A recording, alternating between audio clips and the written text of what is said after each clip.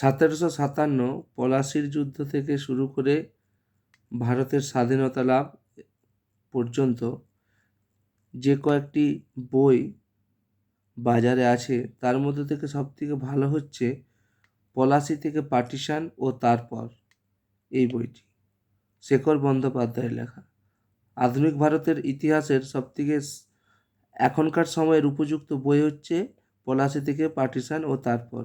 এখানে 1757 সাল থেকে সংবিধান রচনা পর্যন্ত সমগ্র ইতিহাসটি দারুণ করে তুলে ধরা হয়েছে এবং এর অধ্যায়গুলো আমি একটু দেখিয়ে দিই যাতে তোমাদের এই বইটি কেনার সময় সুবিধা হয়।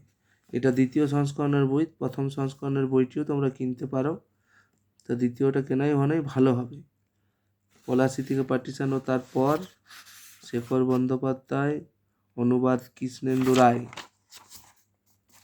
দেখি কি আছে অধ্যায়গুলোতে, সূচিপত্র।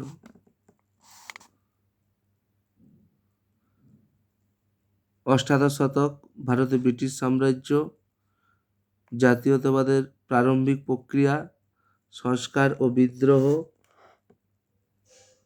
ভারতীয় জাতীয়তাবাদের উদ্ভব।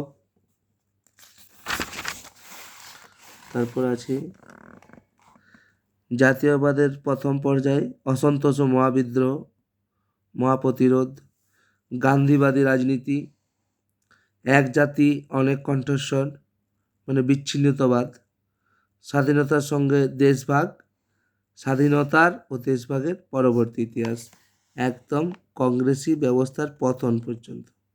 এরপর এখানে মানচিত্র অনেকগুলো দেওয়া আছে, দেখে নিতে পারো। মুঘল সাম্রাজ্য, বিভিন্ন আঞ্চলিক শক্তি, ব্রিটিশ ভারত। এই হচ্ছে পলাশি থেকে পার্টিশন ও তারপর, এই বইটি তোমরা পড়তে পারো। এখান থেকে অনেক কিছু জানা যায় এবং কম্পিটিটিভ এক্সামে এই বইটি পড়ে কোশ্চেন উত্তর করে থাকলে খুব সহজেই উত্তরগুলো করা যাবে, পরীক্ষায় পাস করতে অনেক সুবিধা হবে। ইতিহাস অনার্সের ছেলেমেয়েরাও এই বইটিকে পড়তে পারো।